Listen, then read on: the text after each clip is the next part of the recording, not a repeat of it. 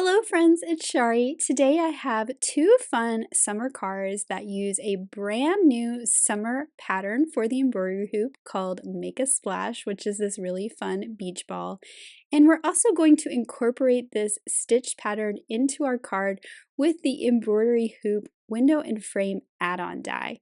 So I'm not going to show all of my stitching in today's video because it would be super duper long. You can always reference the intro to the embroidery hoop video to get some tips on stitching on this fun die. So you can see I am stitching this really fun colorful beach ball. I have all those pretty rainbow colors of floss there. I cut this out of some white cardstock and this one completely fills this circle. So I don't have any of the cardstock showing around my design. I completely filled all of those holes with stitches. The Make a Splash pattern is one of 5 new summer patterns for the embroidery hoop. Now to start my card, I'm using the Simple Stripes portrait backdrop, and we're going to be creating our own shiplap. So I'm cutting this from some white woodgrain cardstock, and luckily that kind of stayed in order on my cutting plate, so I'll just set that aside. I have a piece of typing paper cut to 4 1/4 by 5 1/2, and this is where I'm going to put all of my shiplap pieces back together once I do a little bit of inking on them. So I'm putting my adhesive all over this piece of typing paper, and this will just hold all my pieces together. Now the reason I'm using typing paper is because I'm also going to die cut these once they're together, so I didn't want it too thick. Now to add a little bit of shading to all of these shiplap pieces, I'm using some Lost Shadow Distress ink, and you can see I'm tapping it off because I want to be very light-handed and just add a little bit of shading here and there around the edges. I'm being kind of haphazard, I don't want it perfect, and you can see when I lay this with the other ones, it kind of defines those edges a little bit more, so that's why I will do this. And I'm going to make sure that I keep these in order as I dust them with this ink. So I pull them off of my plate that's on the left, add my shading, make sure I turn it back around to where the top is up, and then I'm moving it off to the side and I'm keeping them in the same order. So once I have all of these pieces inked, you can see I have them in order here, I'm going to place them onto that piece of typing paper with the adhesive. And I'm starting at the bottom and I'm going to work my way up, keeping them in the same order. And since I kept them in order, that wood grain is going to line up nicely. You could kind of twist and turn them around and reorganize them if you want. They would still fit together perfectly. You just need to make sure you keep that top and bottom in the same place because it has that extra stitching along the top and the bottom. So now I have a whole panel. Now I'm taking the largest of the stitched rectangles and I'm cutting a piece of kraft cardstock. So I have stitching detail on the left, right, and bottom. And then I'm using a simple wavy border to cut the top. So this is going to look like sand. And I want to make sure that I kind of put this the right height to where my beach ball is going to look like it's sitting down in the sand. So I'm just making sure everything is kind of lined up. And this height's pretty good for that. So now I have my piece of sand for the bottom. And now we can add some ink to this to darken it up and make it look more like sand with lots of texture. I like to start out with some tea dye distress ink and I'm going across the top there. I'll also go along the bottom. I like that this makes the stitching details stand out nicely.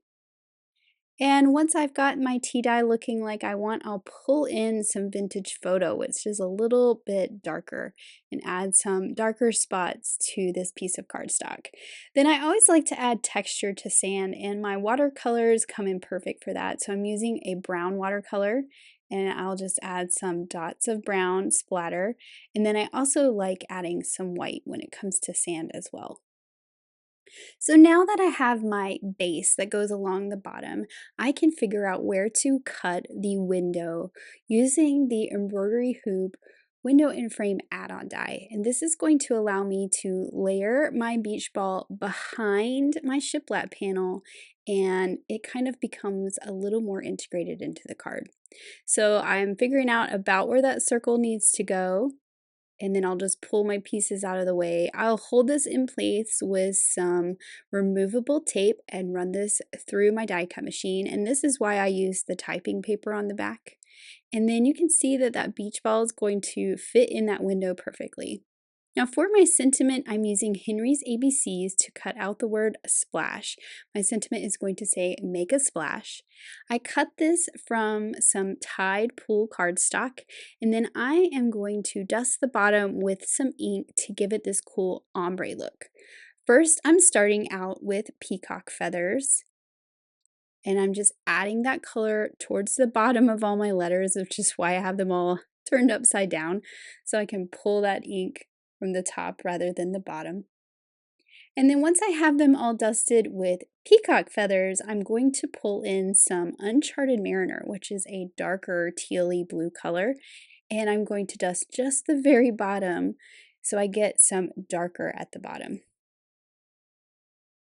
You can see I'm ending up with a blue finger there, which I will go clean off before I continue because I want to make sure that I don't get any blue smudges on my beautiful white shiplap background. All right, so here are all my ombre letters that spell out the word splash. I think they look so much fun. Next, I had the brilliant idea to add splashes to my background where it looked like the ball was splashing the water by using the paint splatter stencil. So I'm just lining this up to where it's kind of centered over that window that I cut. And then I will add some ink starting with salvage patina so it's a little bit lighter than the color I was using on the letters. And I'm just going to go in with a light hand. I don't want it too dark. I do want it to show up, obviously, but I really want that beach ball to stand out and not get too distracted by the splashes and the splatters around the window. I did go back in with my peacock feathers and do a little bit darker right around that circle that's die cut so that the splatters themselves have a little bit of ombre look as well. You will see here in a little bit when I show you this panel later, I did add some of these splatters to the top left corner. So now you can kind of see how this is going to come together. And right now I'm arranging my letters that spell out the word splash, making sure I like their spacing and the way that they're tilted. I like that they kind of look like they've been splashed onto the card as well. And then I'm going to pick it up with a piece of removable Scotch tape and set this to the side. Now, you know when you walk away from a project and then you start thinking about it and you come up with more ideas? That's what happened to me. I went and had lunch and thought, maybe I should make a version with water so it looks like it's splashing. So what I ended up doing was making both. So my water here is cut just like the sand with the stitch rectangle and the wavy border. I added the same two distress ink colors that I did to the word splash because it's the same color cardstock. Now I'm adding my texture with some white watercolor splatters, and then I also picked out a dark blue in my watercolor palette over here and added some blue splatters as well. So much the same as I did with the sand, but we're going to have a water version and a land version. So here are my two panels. I made another panel. I inked it the same. I did my stenciling. You can see there's those extra splatters in the top left corner that I was talking about. And then I wanted to add my white metallic watercolor shimmer splatters to the background. So now that I have two, I'm going to do them both at the same time. And I love that this will add some shimmer to the background without distracting from the splatters that are stenciled. So here are my two versions, and now I can add my beach ball to the background. So I'm just putting a little line of glue around the outside of that die cut piece, and then that fits right behind the window. Now I do have two versions of the beach ball here. The one with the lighter blue is what the colors are on the chart, and then the second one I stitched, I just used some colors I had pulled for another project. They were sitting on my desk. They're all pretty much the same except it has a darker teal color. And then now I can add glue all over the back of this now that my beach ball's added and put this on to a card base. So that's what I'm doing here.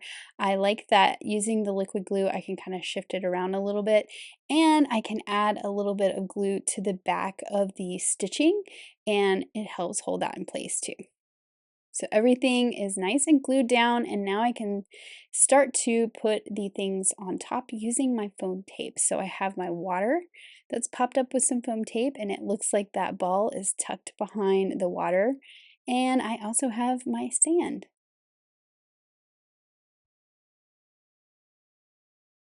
So now I need to add my sentiment, and I want to stamp the words make a above the word splash. So luckily, since this is on that removable tape, I can just kind of stick it on here temporarily.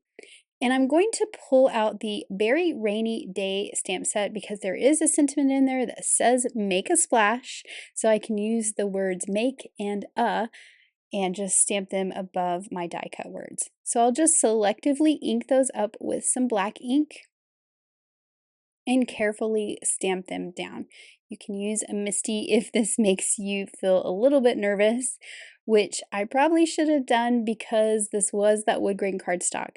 So it needed a little bit more pressure to get down in that texture, but it's actually fine. So I'm going to do the same to the other one since I'm making two. I haven't put my other die cut letters onto a piece of tape for this one yet, so I'm just using this as a guide. Luckily, I have that line from the shiplap at the back, and then I can just make sure it's about in the same place left to right. Now, to make the word splash pop up off the background, I use some thin foam strips and put them all over the back of the letters.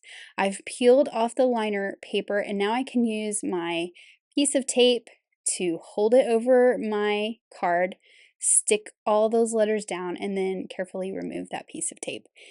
And I just think that this is such a fun look. Of course, we need to add some stickles to the bottom of these letters to make them all nice and shiny.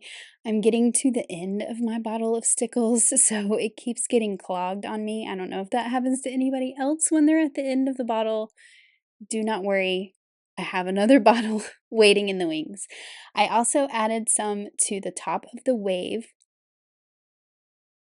And then what I'm going to do to add even more shimmer to this one is I'm going to pull out the chunky glitter. And while these stickles are still wet, I'm just going to scoop a little bit of that chunky glitter up and add that to those wet stickles, and then once it dries, it'll kind of stick there. Now, I didn't mean to get quite so much there on the end, and I did make a slight glitter mess, but I feel like chunky glitter is pretty easy to clean up with a wet towel or a baby wipe.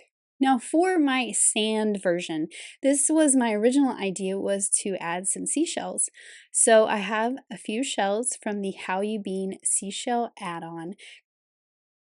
And these are just stamped in jet black ink, and I'm using my Copic markers to color them in. I do think seashells are kind of fun because you can add those different colors. So on that top one, I had like a orangey peachy color, but then I pulled in a pink, which is really fun.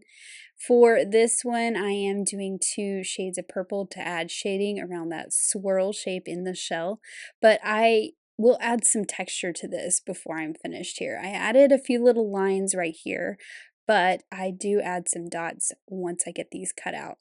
And then for this one at the bottom, this spiral shaped shell, I almost did the same colors as the one at the top, but then I decided it was a little too much like the one at the top, so I pulled in more pink, so it was a little bit different.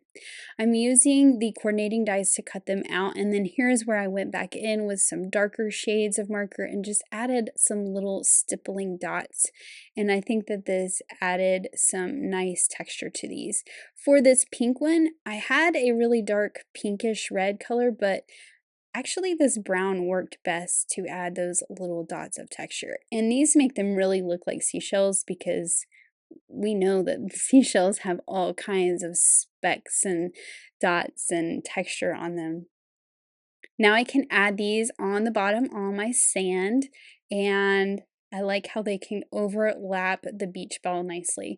So this is the placement I like, and I can just add these with a little bit of liquid glue where they're touching the sand, and then like these here, where they're touching the sand, I'll add the glue, but I'll also add a foam square where they're up above, because that sand is stuck down with some foam tape as well. So like this one, I'm going to add a foam square just right at the top and then the liquid glue at the bottom. And then of course I need to pull out those Stardust stickles and add them to the bottom of the letters like I did on the first card. And I'm also going to add some to my seashells at the bottom so that they're shimmery as well. So here are my two finished cards. We have the land and the sea versions of the same card. I love all that glitter. I love the splash stencil in the background. It's so much fun. And I love that that new window lets us incorporate that fun stitching design into the card. So I hope this has inspired you to go stitch some things, check out the new patterns, and make something fun this summer. Thanks so much for watching. Have an amazing day. Bye.